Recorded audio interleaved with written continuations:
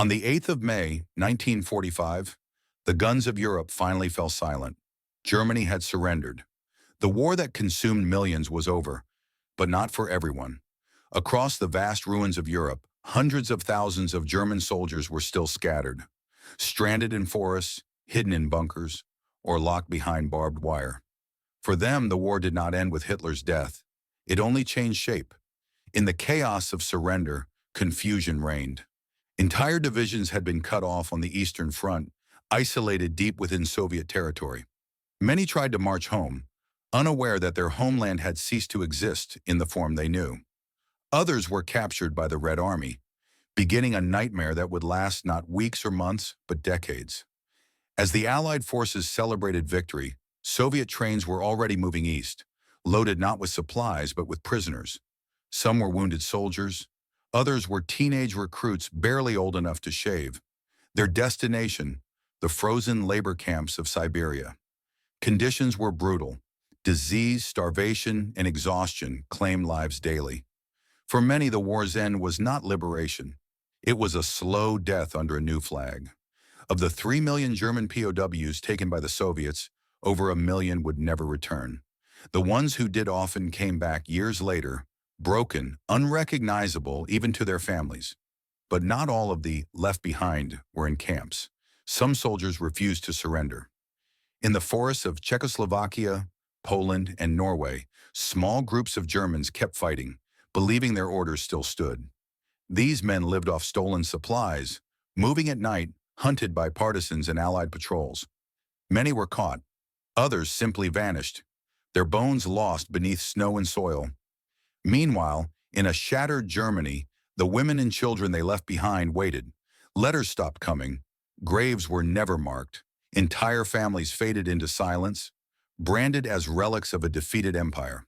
By the end of 1946, Europe had begun rebuilding. But for these forgotten soldiers, time had stopped. They were ghosts of a war the world wanted to forget. And as Cold War tensions grew, their fates were buried even deeper behind Soviet secrecy. In the next episode, we'll uncover how the Allies handled these prisoners and why so many were never meant to return. When the war ended in May 1945, the victors inherited more than victory. They inherited millions of German prisoners, soldiers stripped of their cause, their weapons, and their country. But captivity under the Allies was far from equal. For many, survival depended entirely on whose hands they fell into. In the West, American and British camps filled faster than they could be built. Tens of thousands were herded into open fields, fenced by barbed wire, with barely enough food to live. The Allies called them temporary enclosures. The prisoners called them cages. Rain turned the ground into mud. Disease spread through bodies weakened by months of battle and starvation. In the early summer heat, hundreds collapsed and never stood again.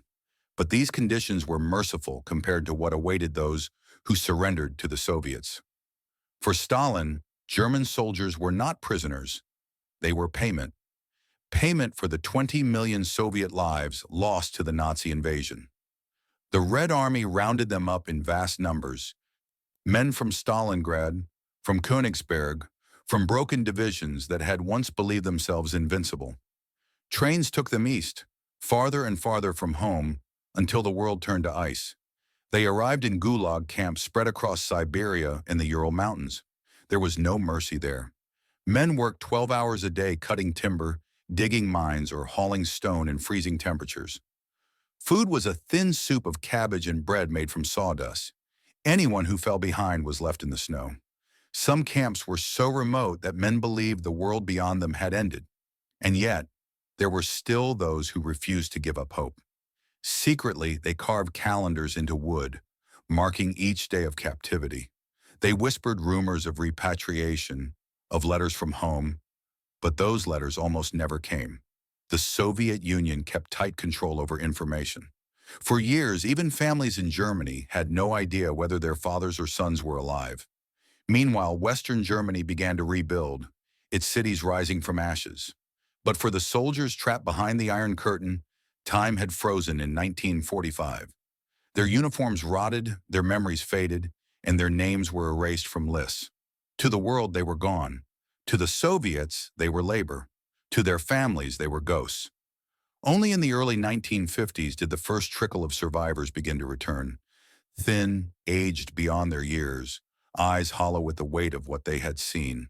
They were called Heimkehrer, those who came home. But not all were welcomed. Germany had changed. Their war was over, but their shame remained. In the next episode, we'll explore the secret prisoner exchanges, hidden Soviet files, and the soldiers who never returned, even after peace was declared. By 1947, Europe was trying to heal. Cities were being rebuilt, treaties signed, and new borders drawn. But for tens of thousands of German soldiers, the war refused to end. They had disappeared, swallowed by a silence deeper than any grave. Officially, the Allies listed most missing soldiers as presumed dead. Yet behind closed doors, secret negotiations between Western diplomats and Soviet officials revealed something darker. Many of those men were still alive, prisoners of a political chess game. The Soviet Union saw enormous value in its German captives. Engineers, doctors, and skilled officers were transferred to special facilities where their knowledge was exploited for Soviet industry and military research. Entire teams of German scientists were forced to work on aircraft, weapons, and even early rocket designs, far away from the eyes of the world. Those who cooperated were given better rations. Those who refused were sent back to the camps, often never seen again. Meanwhile, families in Germany wrote letters that were never answered. The Red Cross received lists of missing names, but Soviet officials denied all requests for information. In villages across the country, mothers kept a candle burning in the window, a light for men who would never come home. Rumors began to spread. Soldiers seen in remote towns of Siberia, or voices in foreign hospitals claiming to be Wehrmacht officers. Some stories were true, many were not, but the uncertainty kept hope alive, even when logic said otherwise. As the Cold War deepened, information about these prisoners became classified on both sides. Western governments avoided the topic, fearing to provoke the Soviets or reveal failed rescue attempts. It was easier to forget. For politicians, they were inconvenient relics of a war the world wanted to move past. For the soldiers still behind barbed wire, they were the forgotten currency of global power. By the early 1950s, the number of confirmed missing reached over 1 million. Some were quietly released, stepping off trains in tattered uniforms, greeted by strangers rather than family. Others were absorbed into Soviet life, given new names, forced to marry, or simply too broken to find their way home. Their memories blurred, their language faded, and their past became a ghost they could never escape. Even after Stalin's death in 1953, Soviet officials kept silent. Entire archives remained sealed for decades, hiding the true number of German POWs who never returned. Only fragments leaked out, memoirs smuggled to the West, secret photographs, fading letters written on scraps of fabric, pieces of a story no one wanted to tell. In the next episode, we'll uncover the soldiers who returned after decades in captivity and the haunting question of whether some never truly left. For some, captivity stretched across years that felt like lifetimes. When the first German prisoners began returning from the East in the early 1950s, they no longer resembled the soldiers who had marched proudly through Europe a decade earlier. They were thinner, quieter, and haunted. Men who had lived in a world the rest of Germany had already forgotten. The Soviets called it repatriation, but it was no act of mercy. Each release was calculated. A diplomatic message to the West, a signal of control.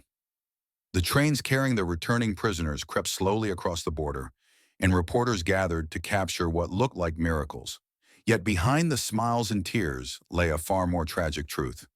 These men had come home to a country that no longer recognized them. Germany itself had been reborn. The nation was split in two, the capitalist West and the communist East, each with new flags, governments, and ideologies. Families were divided by walls and politics. Children who had once clung to their father's uniforms were now adults, strangers to the men stepping off those trains. For many of the returning Heimkehrer, there was no true homecoming. Some were welcomed as survivors. Others were whispered about, accused of war crimes, or shunned for being reminders of a dark past. The government of West Germany promised support, but rehabilitation was slow and bureaucratic. Many ex-prisoners drifted into obscurity, struggling with trauma, poverty, and guilt. They spoke little of the years they had lost, and when they did, no one wanted to listen.